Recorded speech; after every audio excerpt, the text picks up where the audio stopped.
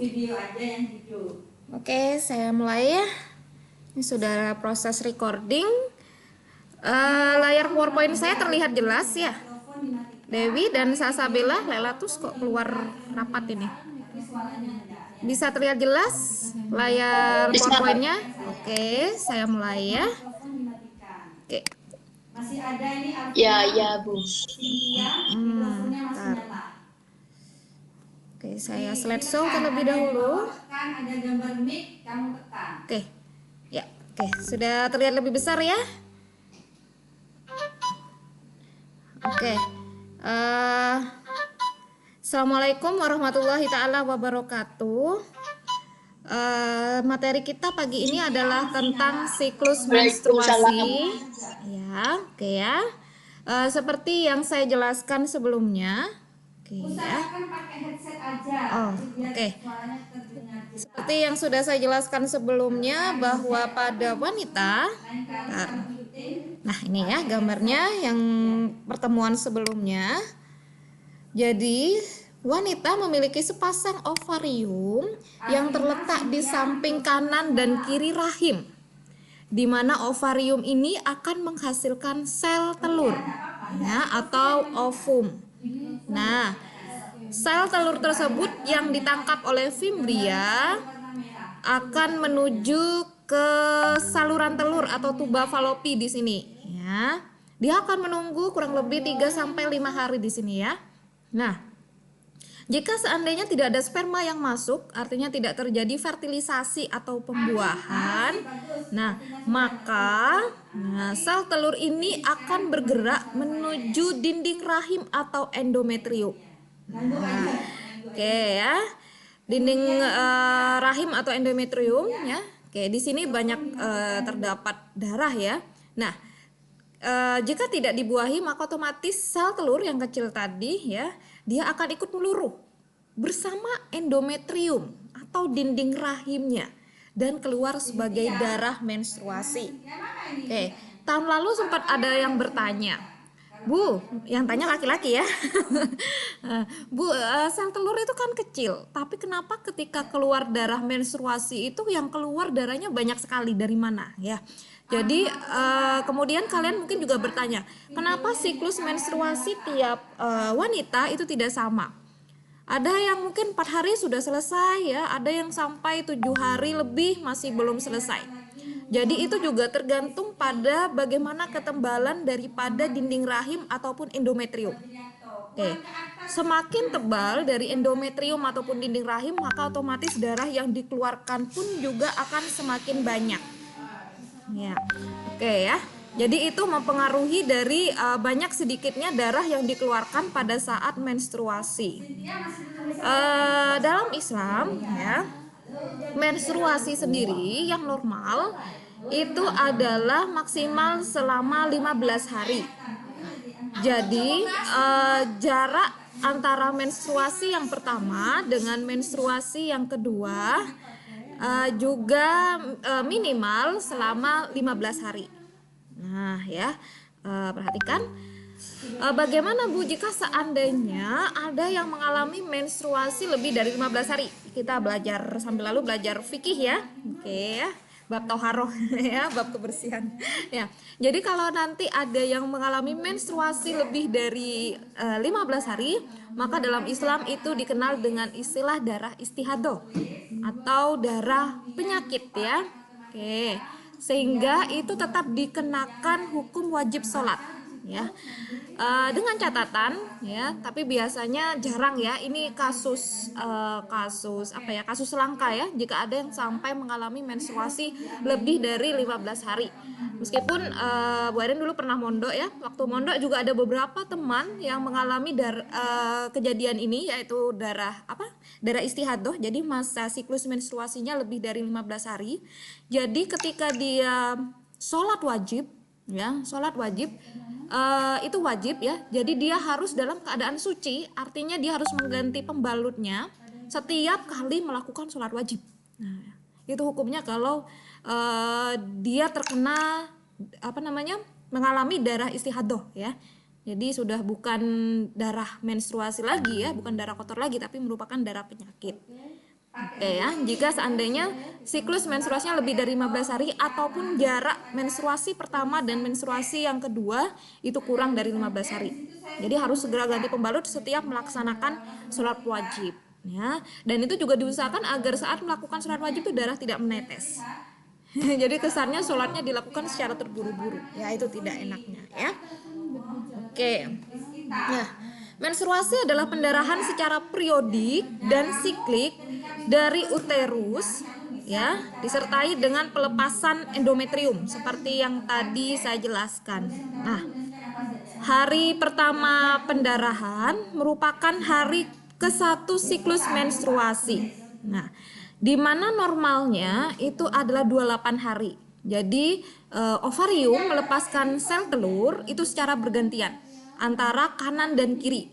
Jadi misalkan bulan ini yang mengeluarkan sel telur atau ovum adalah ovarium yang kanan, maka bulan berikutnya yang mengeluarkan sel telur itu adalah ovarium bagian kiri secara bergantian. Nah, ya. Kemudian mungkin kalian sudah mendengar istilah menopause ya. Kalau menopause berarti sudah habisnya folikel di ovarium sehingga sudah tidak bisa melepaskan sel telur lagi ataupun ovum. Oke, sebentar. Saya pertanyaan terlebih dahulu. Kita cek dulu ini yang hadir perempuan semua ya. Apa sudah ada yang laki-laki? Oke. Ada yang laki-laki, nggak apa-apa ya.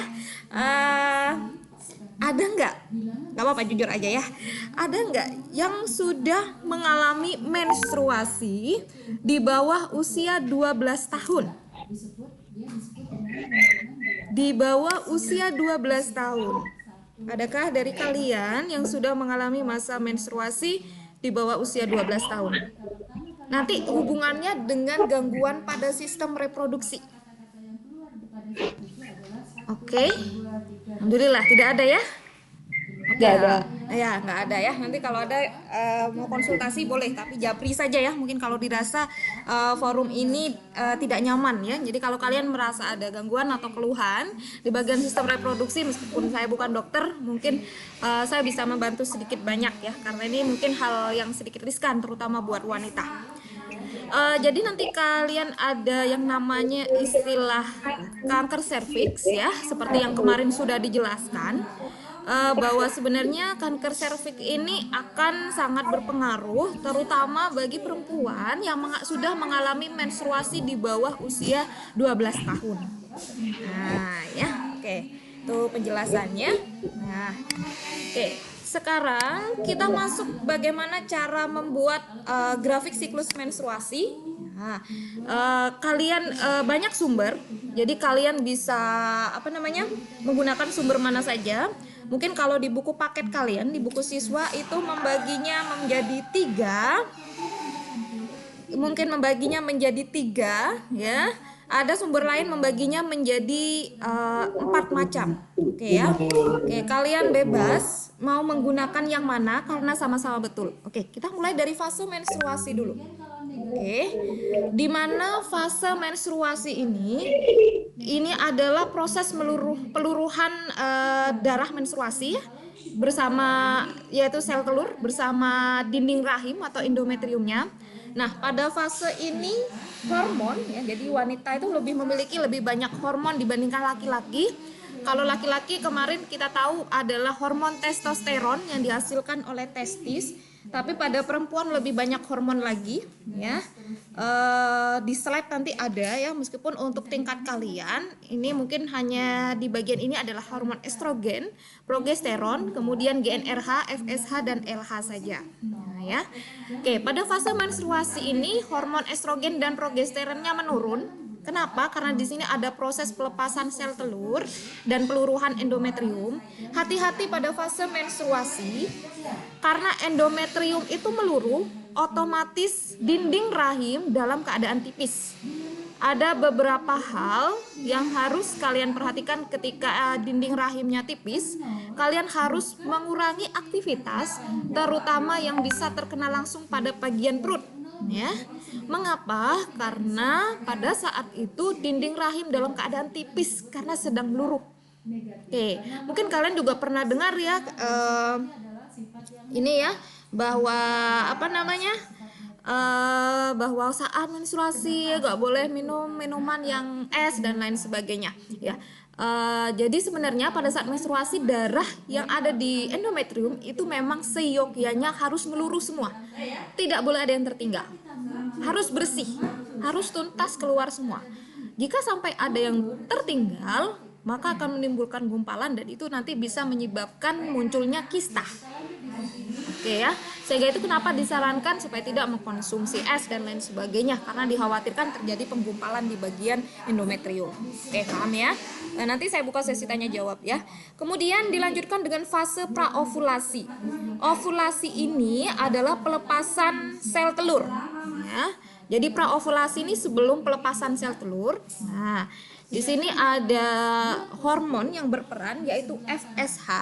Dari bahasa Inggris follicle stimulating hormone. Jadi hormon yang merangsang pertumbuhan folikel. Jadi F-nya itu adalah folikel.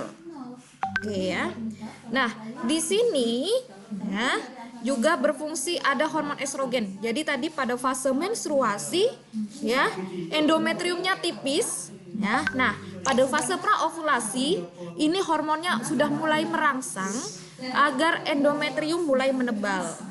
Oke ya. Kemudian fase ovulasi. Nah, di sini yang berperan adalah LH, luteating hormone ya. Jadi di sini LH ini merangsang pelepasan oosit sekunder dari folikel. Jadi namanya aja fase ovulasi. Perlu diperhatikan ini sering keluar di soal ujian nasional. Jadi grafiknya nanti seperti ini. Nah, ya.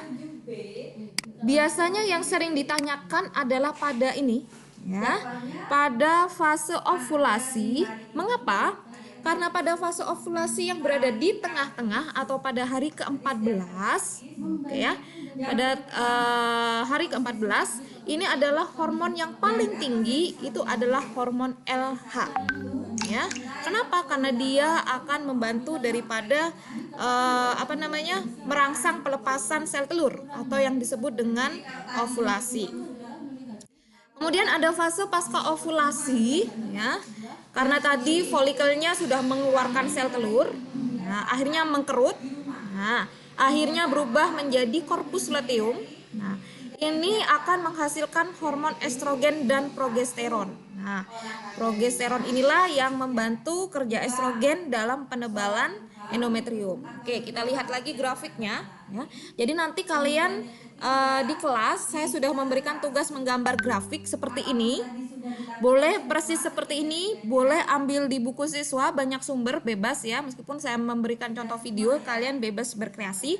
Dan kalau bisa diberi warna, kemudian diberikan hormon apa saja yang berperan. Oke, saya ulang lagi ya. Di fase pertama di sini fase menstruasi, di mana hormon estrogen progesteronnya masih rendah ya. Kemudian di sini ada fase praovulasi ya. Di fase praovulasi ini hormon estrogen sudah mulai meningkat, yang artinya di sini sudah mulai ada penebalan daripada endometrium ya. Di samping sudah mulai peningkatan yaitu hormon FSH dan LH ya untuk proses pelepasan sel telur. Kemudian pada tengah ini adalah fase ovulasi. Di sini yang berperan adalah LH, bisa dilihat. Kemudian fase pasca ovulasi, di sini yang paling tinggi adalah hormon progesteronnya ya. Oke, mengapa? Karena hormon progesteron ini dia berperan dalam memelihara endometrium lagi ya. Oke. Sampai di sini. Oke. Silakan kalau mau ada pertanyaan terlebih dahulu. Oke. Silakan kalau mau ada pertanyaan dulu. Laki, perempuan boleh ya. Silakan kalau mau ada yang ditanyakan terlebih dahulu mengenai siklus menstruasi. Oke, suara saya apa terdengar jelas sampai sana? Iya, Bu. Ya, terganggu nggak dengan suara lain? Ya, oke. Ada yang mau ditanyakan tentang siklus menstruasi? Silakan, nggak apa-apa. Kalau ada yang mau ditanyakan. Kenapa? Silakan. Ada. Nggak ada. Oke, yang perempuan ada yang mau ditanyakan? Mungkin ya ada. Silakan. Pokoknya harus gambar kayak gitu.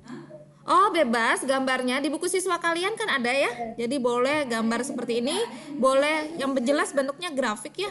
Nanti di buku tulis dikasih warna. Itu deadline-nya kalau nggak salah masih hari Sabtu ya, jam 12 malam. Ya, oke. Ya, oke. Ada pertanyaan yang lain yang berhubungan dengan materi? Mungkin saya tambahkan saja ya. Darah menstruasi yang keluar terutama ketika deras itu juga buat perempuan, kalian juga harus menjaga kesehatan pada saat menstruasi ya. Artinya kalau dalam keadaan deras paling tidak kalian harus sering mengganti pembalut terutama setiap 6 jam ya, paling tidak ya, ketika itu dalam kondisi yang sangat deras ya. Mengapa? Karena organ reproduksi wanita itu berhubungan dengan udara luar sehingga mudah sekali terjangkit dengan bakteri ya, virus ya, ataupun jamur ya. Sehingga itu kenapa kondisinya harus tetap kering ya, kondisi daripada organ reproduksi wanita. Oke, silakan kalau ada pertanyaan terlebih dahulu. Oke, ini hari ini memang banyak tentang wanita ya yang kita bicarakan. Oke, kalau tidak ada, saya lanjutkan ya. Ini gambarnya yang tadi ya, sel telur yang tadi dikeluarkan oleh ovarium, ditangkap oleh fimbria. Saya ulang lagi ya. Kemudian nanti dia menunggu di sini di tuba falopi ya. Jadi tuba falopi ini berfungsi sebagai fertilisasi, tempat terjadinya fertilisasi. Kemudian dia akan menuju di dinding rahim atau endometrium. Oke, seperti itu ya. Jadi kalau seandainya tidak dibuai dia akan meluruh bersama dinding rahim ataupun endometrium. Nah, sekarang ini tidak ini jarang keluar, ini hanya pengetahuan umum saja ya, hormon-hormon yang dihasilkan. Jadi pada wanita itu ada beberapa hormon yang berperan ya, ini akan dibahas lagi nanti di SMA ya. Ada hormon GnRH ya, dia yang melepaskan gonadotropin. Kemudian ada FSH dan LH, estrogen dan progesteron ya. Biasanya sering keluar untuk SMP itu FSH dan LH ya. FSH itu follicle stimulating hormone, jadi dia hormon yang merangsang perkembangan folikel. Nah, folikel ini yang membungkus daripada sel telur atau ovum ya. Oke. Kemudian ada HCG ya, biasanya ini ketika mengalami proses kehamilan. Nah, ya, itu hormon HCG-nya terlihat di situ ya. Oke. Kemudian ya ada hormon relaksin dan prostaglandin. Oke. Nah, kita lanjut ke fertilisasi atau bagaimana proses kehamilan. Nah, fertilisasi ini terjadi jika ada dua gamet yaitu sperma dan ovum ya yang berkembang menjadi zigot. Nah, zigot ini nanti akan mengalami pembelahan sel. Dia akan membelah menjadi 4, 8, 16, 64 ya, terus membelah. Ini biasanya dalam istilah kita diberi nama biologinya morula, blastula, gastrula dan baru berkembang menjadi embrio. Nah, embrio ini adalah cikal bakal daripada janin. Oke, nah embrio cikal bakal dari janin ini akan tumbuh dan berkembang ya, yang kemudian kita kenal dengan istilah janin. Nah, janin akan melekat pada plasenta dan dihubungkan oleh tali pusat. Nah, disinilah tempat nanti mengalirnya nutrisi untuk si janin. Nah, jadi plasenta ini memiliki beberapa fungsi, yaitu jalan pemberian sari makanan dari ibu ke janin, kemudian jalan pemberian antibiotik dan jalan pembuangan sisa-sisa metabolisme. Oke, kita langsung ke gambar saja. Ya. Oke. Ya, ini nanti kalian pelajari lagi di SMA. Jadi saya hanya menjelaskan secara garis besarnya saja ya. Bisa kita lihat perkembangan janin di sini ya. Ketika masih berumur 9 minggu, bisa dilihat ya dia masih kecil sekali ya. Oke, mungkin seperti biji. Kemudian ini 12 minggu seperti ini ya, masih belum lengkap. 16 minggu, 20 minggu, kemudian 25 ini sudah mulai terbentuk organ-organnya ya. Oke, kemudian ini 29, 38 dan lengkapnya. Nah, plasenta sebelah mana? Nah, ini adalah plasenta. Ya, seperti ini plasenta. Ini adalah tali pusat. Nah, ketika bayi itu siap dilahirkan, maka secara intuisi sebenarnya ya, secara normalnya, maka maka janin itu sendiri, si bayi ini, dia posisinya akan otomatis menuju ke bawah untuk kepala ya, dan kaki berada di atas. Nah, mungkin kalian sudah pernah dengar istilah bayi nyungsang ya. Pernah dengar belum Apa yang kalian ketahui? istilah tersebut?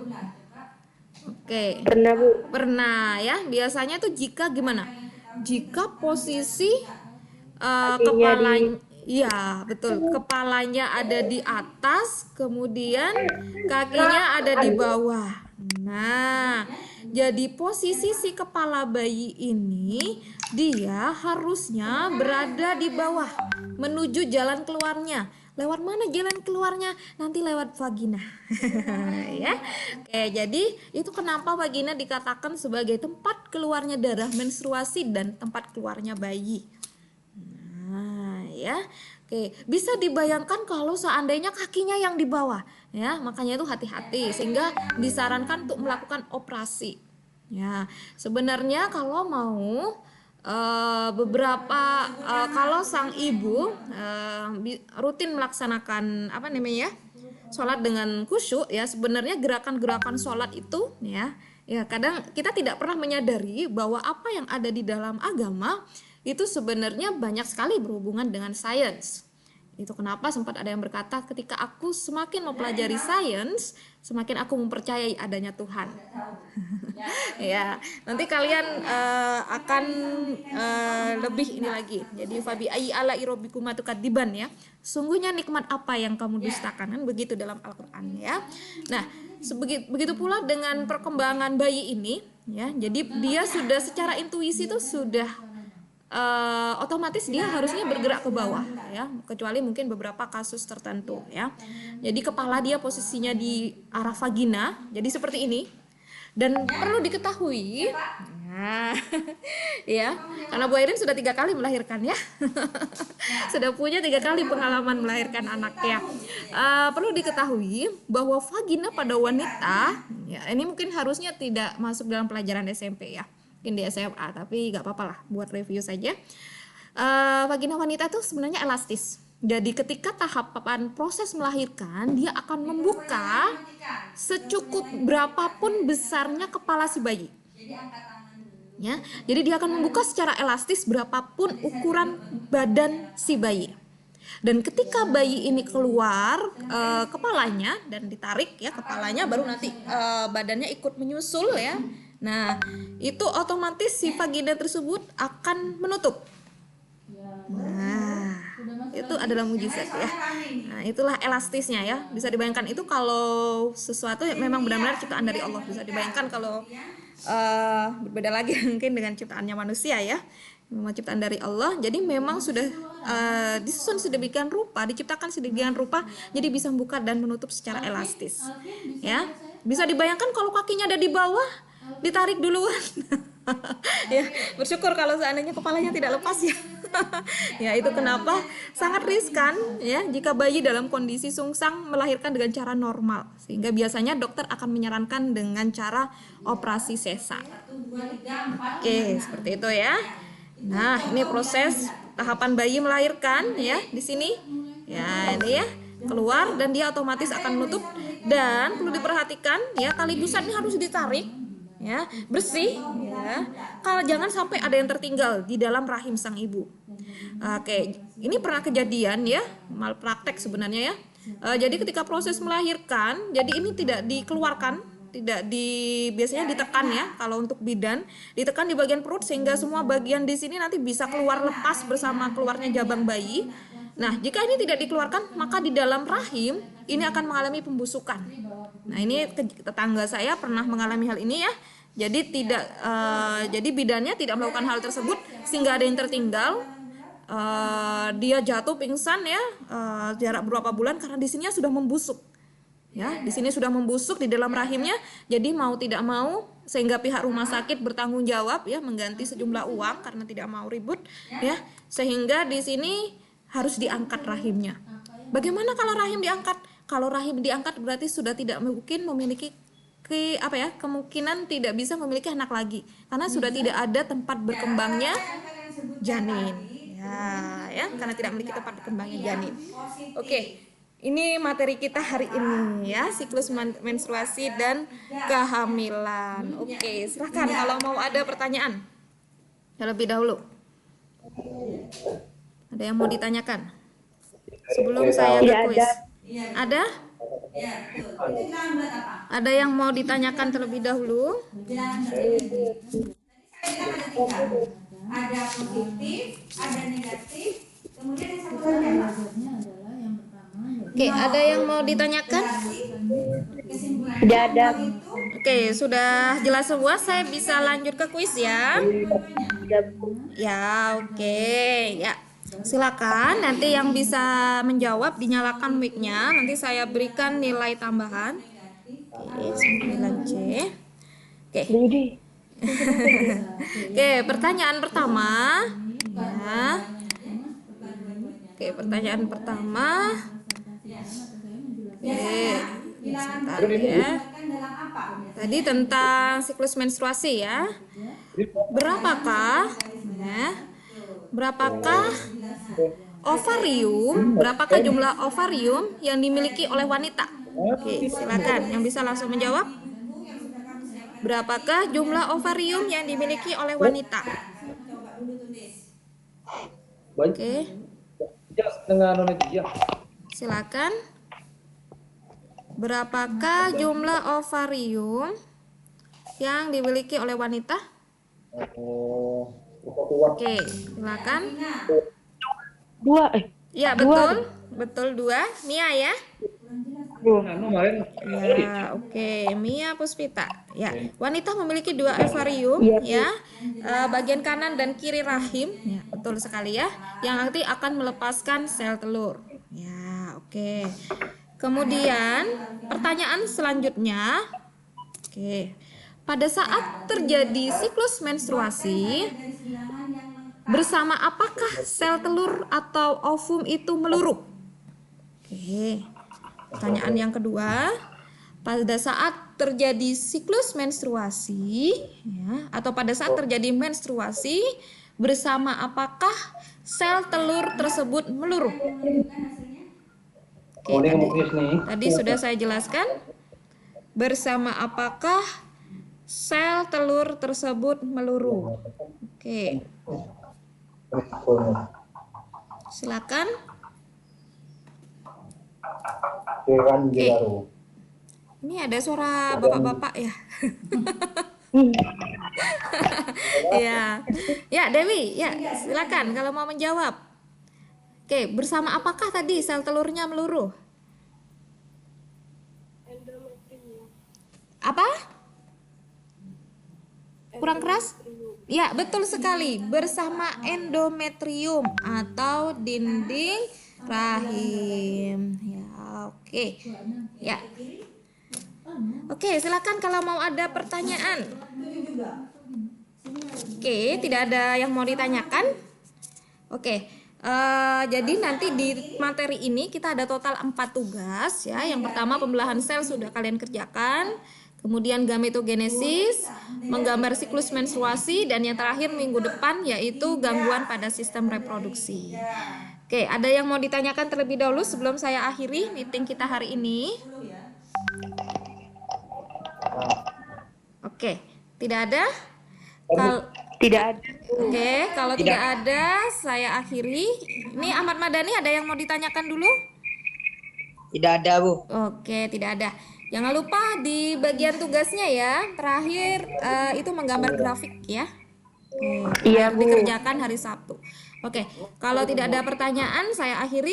Wabillahi taufik wal hidayah. Wassalamualaikum warahmatullahi wabarakatuh. Waalaikumsalam warahmatullahi wabarakatuh.